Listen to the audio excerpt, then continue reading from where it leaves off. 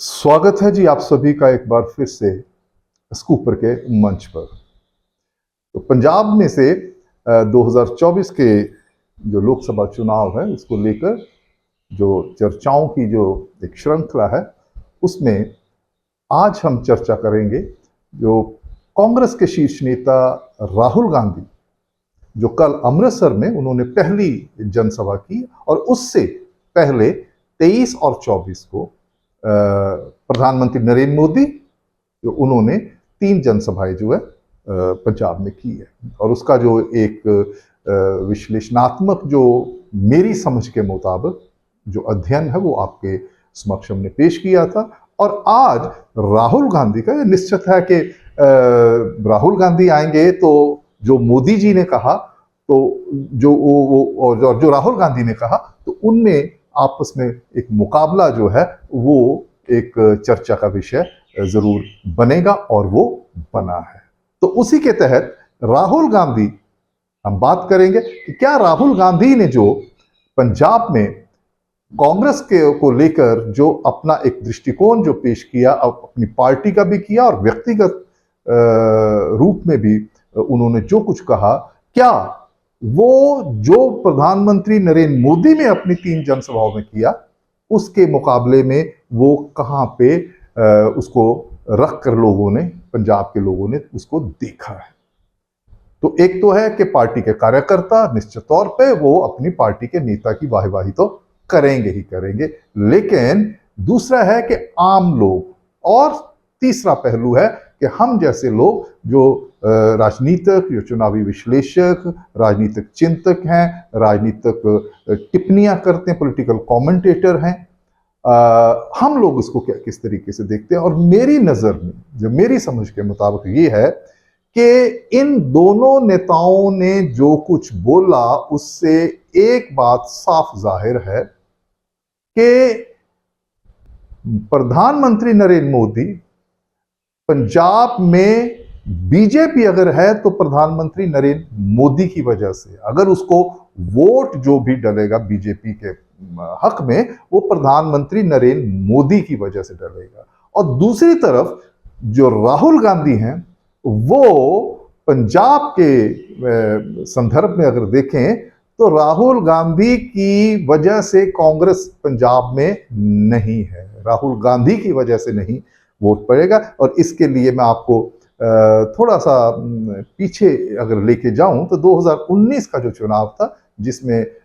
52 जो पूरे भारत में सीटें कांग्रेस ने ली थी उसमें से 8 सिर्फ पंजाब में सी थी। अगर तो राहुल गांधी की वजह से पंजाब में अगर 2019 में कांग्रेस जीती है तो इतने बड़े नेता हैं तो उनका प्रभाव जो बाकी के देश में भी देखा जाना चाहिए था, लेकिन वैसा नहीं हुआ है। पंजाब जब राहुल गांधी नहीं थे तब भी कांग्रेस के पक्ष में वोट करता था क्योंकि पंजाब की जो राजनीतिक परिस्थितियां हैं वो बाकी के जो राज्य हैं वहां से भिन्न है। तो उसके अपने आज का विषय वो नहीं है। आज हम अपनी बात सिर्फ और सिर्फ राहुल गांधी ने जो बोला उसको उसके परस्पर रख कर देखेंगे जो नरेंद्र मोदी ने बोला। राहुल गांधी की जो कल की एक स्पीच थी वो वही थी जो उनका एक प्रभाव जो है शुरू से बना हुआ है कि he is not as good a communicator as mister Narendra Modi. सबसे पहला तो उनका भाषा के ऊपर वो कंट्रोल नहीं है जो कि एक पब्लिक स्पीकर एक राजनेता का होना चाहिए। तो उस दृष्टि से देखें तो प्रधानमंत्री नरेंद्र मोदी का जो जो जो उनके संबोधन थे स्पीचेस थी तीनों जनसभाओं में वो उसमें एक स्पष्टता थी। वो जो कहना चाहते थे उन्होंने बड़े साफ शब्दों में उसको कहा और लोगों को वो समझ में आया। लेकिन ऐसा हमें राहुल गांधी के जो है केस में देखने को नहीं मिला। सबसे पहली बात तो राहुल गांधी की है कि उन्होंने अपनी स्पीच शुरू करते ही प्रधानमंत्री नरेंद्र मोदी का नाम लेना शुरू कर दिया और उस नाम को उन्होंने पता नहीं कितनी बार उन्होंने उसमें दोहराया है। जबकि आप प्रधानमंत्री नरेंद्र मोदी की स्पीच देखे तो उन्होंने एक बार भी अपनी जनसभाओं में राहुल गांधी का नाम नहीं लिया। तो एक जो जो एक घाघ नेता होता है, एक श्रीयूड नेता होता है, वो दूसरे जो नेता हैं उनका नाम लेकर उनकी कभी भी पब्लिसिटी अपने मन से नहीं करता है। ये एक अच्छे जो दाव पेच है अपना राजनीति का, और विशेषकर जब चुनावों के दौरान में, तो ये एक उसे अच्छा समझदारी वाला जो है ये दाव पेच नहीं समझा जा सकता। और राहुल जी ने जो किया है वो प्रधानमंत्री नरेंद्र मोदी, और ऐसा करते हुए उन्होंने वो कर दिया राहुल गांधी ने जो कि प्रधानमंत्री नरेंद्र मोदी खुद या उनकी पार्टी करना चाहती थी पूरे भारत में। कम से कम पंजाब में उन्होंने कर दिया। अब पूरे भारत में तो इसका असर काहे का होना है, क्योंकि चुनाव तो खत्म हो गए हैं बाकी जगहों पे, अब सिर्फ पंजाब का और हिमाचल का बचा हुआ है। तो किया क्या है उन्होंने, प्रधानमंत्री नरेंद्र मोदी का नाम बार बार लेकर राहुल गांधी ने राहुल गांधी बनाम राहुल गांधी वर्सेस नरेंद्र मोदी कर दिया है। यानी कि जो चेहरों की राजनीति है जिस पे भारतीय जनता पार्टी पूरे पूरे भारत में खेलना चाहती है, और जिसको अभी तक जिससे कांग्रेस पार्टी जो इस बार जो है वो बच रही थी। एक तो उन्होंने राहुल गांधी का नाम जो प्रधानमंत्री पद के लिए नहीं उभारा गया, और दूसरा है कि जो इंडी इनका जो गठबंधन है उसमें भी ऐसा नहीं हुआ कि जो सबसे बड़ा घटक है कांग्रेस और उसके जो नेता हैं वो प्रधानमंत्री पद के उम्मीदवार होंगे, ऐसा भी नहीं हुआ। लेकिन पंजाब में आकर राहुल ने उसको ऐसा कर दिया है। तो इसका सीधा सीधा जो है फायदा जो है वो भारतीय जनता पार्टी को नरेंद्र मोदी की वजह से मिलेगा, क्योंकि जैसा मैंने पहले कहा है कि पंजाब में अगर बीजेपी को जो वोट मिलेगा तो वो नरेंद्र मोदी की वजह से मिलेगा, ना कि बीजेपी की वजह से मिलेगा। तो बीजेपी के क्या चांसेस, इससे पहले जो हमारी कल की वीडियो थी और उससे पहले की वीडियो थी उसमें हमने काफी उसका अपनी समझ के मुताबिक आकलन किया है। और अभी ये जो 4 दिन बचे हैं ये भी बहुत ही महत्वपूर्ण है। और यहाँ पे पंजाब में अमित शाह आ रहे हैं और चर्चाएं हैं नितिन गडकरी की और यूपी के मुख्यमंत्री आदित्यनाथ योगी के आने की भी। लेकिन नरेंद्र मोदी ने जो कह दिया, जो टोन सेट कर दिया पंजाब में, दूसरे भारतीय जनता पार्टी के जो शीर्ष नेता हैं वो भी उससे बाहर नहीं जाएंगे और जा सकते नहीं और जाना भी नहीं चाहिए, क्योंकि ऐसा करने से जो मतदाता है, उनके अपने मतदाता विशेषकर, और जो उनका एक वोट बैंक है वो, और उससे बाहर जिनको वो भारतीय जनता पार्टी के पक्ष में लाना चाहते हैं, उनको एक कंफ्यूजन पैदा करने का वो कारण हो सकता है। तो जो क्लैरिटी, जो स्पष्टता जिन मुद्दों को उन्होंने उठाया है, नरेंद्र मोदी ने दिया है, तो उसमें किसी किस्म का कोई शक शुबा जो है वो नहीं रहना, और बड़ी क्लैरिटी के साथ उन्होंने किया है। उन्होंने आंतरिक सुरक्षा की बात की है, उन्होंने हमारी जो है राष्ट्रीय सुरक्षा की बात की है, उन्होंने आतंकवाद की बात की है, उन्होंने गैंगस्टरवाद की जो है, लॉ एंड ऑर्डर की जो मेन इस वक्त पंजाब में सबसे बड़ा मुद्दा है वो है गैंगस्टर। बाकी को आर्थिक मुद्दे हैं, जरूर हैं, लेकिन पंजाबी जो हैं वो अपनी किस्म की एक कम्युनिटी है जिसमें इर्रिस्पेक्टिव ऑफ देयर रिलीजन, चाहे वो हिंदू है, चाहे वो सिख हैं, चाहे वो क्रिश्चियन है, मुस्लिम्स है, पंजाब के जितने भी हैं उनका अपना एक चरित्र है। वो बड़े उद्यमी हैं, तो वो कहीं पे भी जाके अपनी रोजी रोटी का जो है वो साधन जो है पैदा कर सकते हैं, लेकिन उनको एक माहौल चाहिए। और पंजाब का जो काला दौर है इतने सालों साल तक चला है, उसके चलते पंजाब ने जिस संताप में से पंजाब निकला है, जिस त्रासदी में से पंजाब निकला है, पंजाब उसमें वापस नहीं जाना। कुछ भी छोटी सी भी बात ऐसी होती है तो यहाँ पे जो लोग हैं वो असुरक्षित महसूस करते हैं। तो शांति और सुरक्षा का माहौल जो है वो सबसे पहले मेरी समझ के मुताबिक वो एक मुद्दा है, और जिसके लिए जिसको एड्रेस किया नरेंद्र मोदी ने, और उन्होंने एक मैसेज दिया, एक कड़क नेता का, जो जिसके पास एक फैसला लेने की जो है वो ताकत है, और सख्त फैसला लेने की ताकत है। एक मजबूत नेता है जो भारत के राष्ट्रीय हितों की और भारत की आंतरिक सुरक्षा आपस में जुड़ी हुई बातें हैं। तो ये अलग विषय है, इस पे अभी नहीं जाएंगे। तो उन चीजों को लेके जो नरेंद्र मोदी ने अपनी बात रखी है उन लोगों के समझ में आती है। अब लोग कैसे रिस्पॉन्ड करते हैं, क्योंकि पंजाब की स्थिति है, अभी हम अगले वीडियोस में चुनाव से, मतदान से पहले हम एक ओवरऑल एक जायजा आपके सामने जरूर पेश करेंगे कि पंजाब में इस बार बड़ा अलग किस्म का जो है वो चुनाव होने जा रहा है, जिसमें बिल्कुल स्थिति स्पष्ट नहीं, जिसमें मतदाता बिल्कुल खामोश है। जो जो जो एक्टिविटी है, जो प्रचार है अपने उम्मीदवारों का, पार्टियों, वो भी कुछ दबा दबा सा है। उसका कुछ वजह कारण तो एक मौसम भी हो सकता है, क्योंकि बहुत ज़्यादा गर्मी है, 40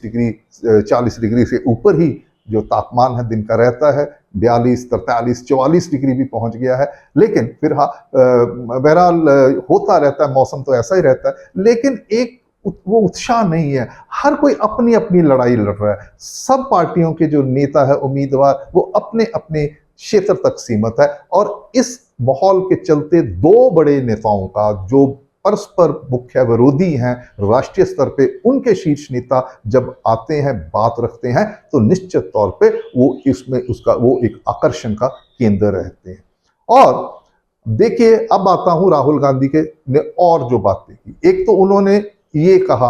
कि प्रधानमंत्री नरेंद्र मोदी को वो जो नफरत की दुकान, वो दूसरा तीसरा, वो जो सारा है, जो भारत जोड़ो यात्रा है, वो बहुत सारी चीजें जो पहले से ही मालूम है, कुछ ऐसी नई बात। हाँ, नई बात जो उन्होंने की है वो ये की है कि उन्होंने आर्थिक फ्रंट के ऊपर, अर्थचारे को लेके लोगों को, अगर सरकार बनती है, बल्कि उन्होंने तो ये दावा कर ही दिया कि हमारी सरकार बन रही है, और 4 जून होते ही, आते ही अगले दिन हम ये काम करना शुरू। वो क्या काम, जिसमें उन्होंने सबसे पहले ये बात करी है महिलाओं को लेके, और दूसरे कि आपको 8,000 रुपया जो है आपके खाते में जाना शुरू हो जाएगा। खटाखट खटाखट ऐसी भी भाषा उन्होंने इस्तेमाल की। यहाँ पे मेरा मानना है कि राहुल गांधी ने वो कर दिया है जो नरेंद्र मोदी करवाना चाहते थे। अपनी जनसभाओं में नरेंद्र मोदी ने टारगेट किया था आम आदमी पार्टी और कांग्रेस पार्टी को। उन्होंने कहा कि इनकी दुकान एक ही है। तो राहुल गांधी ने ये बात बोलकर कहीं ना कहीं ये सिद्ध कर दिया है कि उनकी दुकान, क्योंकि जिस किस्म का ये जो वादा उन्होंने किया है, यही वादों को लेके आम आदमी पार्टी जो है भारत के राजनीतिक, और विशेषकर उत्तर भारत के राजनीतिक दृश्य पे वो जो उभरी थी, वो उसने पहचान बनाई थी, वो यही बनाई थी कि हम आपके लिए ये करेंगे, हम आपको ये देंगे, हम आपको वो देंगे। तो इस किस्म का जो है, वहां पे राहुल गांधी ने अपने आप को आम आदमी पार्टी के साथ कहीं ना कहीं वो दिखाई देते हैं अपनी बातों में, उनकी नीतियों को लेकर। राहुल गांधी ने ये बात क्यों कही? राहुल गांधी ने ये बात कही थी कि जो अर्थव्यवस्था है, नरेंद्र मोदी की जो सरकार है पिछले 10 साल में, वो बिल्कुल खस्ता हाल हो गई है, और उसके चलते लोग त्रस्त हैं, बेरोजगारी से त्रस्त हैं, उनकी आय कम हो गई है, वो गरीबी का जो है वो झेल रहे हैं, उसकी पीड़ा को झेल रहे हैं। उसमें से बाहर निकालने के लिए, रिलीफ देने के लिए उन्होंने एक ऐसी स्कीम की बात की, और भी बात कही है, लेकिन ये मैं मुख्य तौर पे, क्योंकि ये बात उन्होंने बिल्कुल चुनाव को सामने रख के की है। एक किस्म का एक वादा कम प्रलोभन जो है वो ज्यादा लगता है, क्योंकि इसके पीछे जो मंशा है वो वोट खींचने की ज्यादा लगती है, बजाय इसके कि अर्थचारे को किसी किस्म की मजबूती देने के लिए। क्योंकि ये इस किस्म का एक टोकन वेलफेयरिज्म मैं बोलता हूं, जिसे कि जो आम आदमी पार्टी करी, फ्री बी की शक्ल में को जो कर रही है, इससे जो अर्थचारा है भारत का जो है, उसमें कोई बुनियादी तब्दीली का नहीं आने वाली है। ये जो बात राहुल गांधी जी ने कही है, ये तो कि जो चल, और फिर उनका वही जो पुराना राग है कि अदानी अंबानी को इतना दे दिया है, हम जी 16 लाख रुपया का कर्जा जो माफ कर दिया है 22 लोगों को, 22 लोग जो हैं घराने जो हैं वो अमीर हो गए हैं। बहरहाल ये एक एक हमारी जो अर्थव्यवस्था है, जो कि अगर बीजेपी की सरकार भी आती है या कांग्रेस की आती है, अगर हम देखें जब से लिबरलाइजेशन का दौर हुआ है तो कोई विशेष अंतर नहीं रहा इनकी बुनियादी तौर पे अर्थचारे को, आर्थिक नीतियों को लेके इन दोनों मुख्य राजनीतिक विरोधियों का जो सत्ता में काबज रहे हैं। मसला सिर्फ इतना रहा है कि आपकी नीतियां कुछ भी रही हो, आपकी नीतियां एक जैसी हो सकती है, डिफरेंस कहां पे है, लोग आपको कहां पे आपको प्रेफरेंस देते हैं, जब चुनाव का समय आता आपको चुनते हैं, वो डिफरेंस होता है जब डिलीवरी करते हैं आपने जो वादा किया है, आपकी जो नीति है, उसका जो लाभ है वो कहां तक जमीनी स्तर पर कहां तक पहुंचा है। तो इस चीज को लेके जो बीजेपी है वो पंजाब में, पूरे भारत में भी, लेकिन पंजाब में वो विशेष तौर पे उसने इस पे फोकस किया है। जो जैसे मिसाल के तौर पे आयुष्मान भारत की जो स्कीम है, जिसके अंतर्गत 5 लाख का जो मुफ्त में इलाज होता है, उसको लेकर बकायदा तौर पे गांव स्तर पे, बूथ स्तर पे बीजेपी के जो कार्यकर्ता हैं उनको दिशा निर्देश दिए गए हैं एक विशेष नीति के तहत, पार्टी का विस्तार की जो नीति है उसके तहत, कि वो जाएं और लोगों को बताएं, विशेषकर जो समुदाय, जो जिसे हम दलित समुदाय कहते हैं या गरीब लोग हैं, जो सामाजिक तौर पे पिछड़े हुए हैं, जो आर्थिक तौर पे पिछड़े हुए हैं पंजाब के देहात में, गांव में, उनके पास जाएं और उनको आप इस बात पर ये बताएं कि नरेंद्र मोदी की जो नीतियां हैं, उनको पंफलेट दिए गए हैं जिस पर नरेंद्र मोदी की तस्वीर है और वो उनको बांटे भी गए हैं। तो ये प्रक्रिया चल रही है। ये प्रक्रिया कितनी चुनावी फायदा बीजेपी को इस चुनाव में देती है, ये देखने की बात है, क्योंकि जब से बीजेपी ने इस बात पे, इस विस्तार पे तब से फोकस करना शुरू किया जब से उनका अकाली दल से जो गठबंधन है वो टूटा है, और उसको कोई ज्यादा समय नहीं हुआ है। तो इसके चलते अपने संगठन की मजबूती के लिए उन्होंने इस नीति को अपनाया है। तो ये सारी बातें हैं जो कि बीजेपी को और कांग्रेस को उनका जो थ्रस्ट है इलेक्शंस को लेके, उसको एक दूसरे से भिन्न करते हैं। तो राहुल गांधी जो है, उनका ये जो चुनावी जो जनसभा है, जिसमें वो बड़ी छोटी स्पीच थी उनकी, लेकिन उसमें बहुत सारा तो कुछ रटा पुराना ही था, क्योंकि उनको कुछ ऐसा विजन देने की जरूरत थी, क्योंकि वो उनकी पार्टी और उनका जो गठबंधन है वो मुख्य दावेदार है भारतीय जनता पार्टी को केंद्र की सत्ता से बेदखल करने के लिए। इसलिए उनका विजन जो है उसमें बहुत क्लैरिटी होनी चाहिए, और वो तमाम लोगों को अपने साथ लेके चलने वाली बात हो, ऐसी नीतियां जो तमाम लोगों को, अलग अलग जो वर्ग है, हमारी प्लूरलिस्टिक जो सोसाइटी है, वोटरों का वर्ग है, उनको लेकर। लेकिन उन्होंने एक खास, एक बिल्कुल गरीब तबका जो है, दूसरा निश्चित तौर पे गरीबों की जो संख्या बहुत ज्यादा है, लेकिन दूसरी तरफ अगर हम देखें तो ये मुफ्त जो अनाज का जो है, जो 80 करोड़ से ज्यादा लोग, पब्लिक डिस्ट्रीब्यूशन जो हमारा सिस्टम है, पीडीएस सिस्टम, उसके द्वारा जो लाभवंत करने का जो दावा बीजेपी कर रही है, उसके बरक्स हम देखें तो कांग्रेस पार्टी ने, राहुल गांधी जो है उनके नेता हैं, उन्होंने कुछ ऐसा नहीं दिया है जिससे कि लोग उसको भूल के नरेंद्र मोदी की जो नीति है, बीजेपी की जो नीति है, आर्थिक नीति गरीबों को लेकर, उससे कुछ नई और उससे बढ़िया वाली कोई नीति हो। तो राहुल गांधी ने जो कहा उस पर कितना मतदाता विश्वास करेंगे देखेंगे हम। लेकिन जैसे मैंने पहले कहा कि पंजाब में विशेषकर जो कांग्रेस है वो राहुल गांधी की वजह से नहीं जीतती है, पहले भी नहीं जीती, और मुझे नहीं लगता है कि इस बार भी राहुल गांधी की वजह से वो जीतेंगे। पंजाब का अपना एक अलग स्वभाव है, पंजाब के वोटर्स का अलग किरदार है, और इसके परस्पर यहीं पे मैं अपनी बात खत्म करता हूं चर्चा कि जो नरेंद्र मोदी है, बीजेपी पंजाब में अगर है, बीजेपी को जो भी वोट शेयर इस बार पंजाब में मिलेगा और बढ़ने की जो है बड़ी चौंकाने वाली हद तक उसमें बढ़ने का की उम्मीद है, वो सिर्फ और सिर्फ नरेंद्र मोदी की वजह से। सो मोदी फैक्टर और राहुल फैक्टर, ये क्या रंग दिखाते हैं 4 जून को नतीजे बताएंगे। फिलहाल इतना ही काफी। हमारे साथ जुड़े रहने के लिए बहुत बहुत धन्यवाद। आने वाली वीडियो जरूर आप देखें हमें। तब तक के लिए नमस्कार।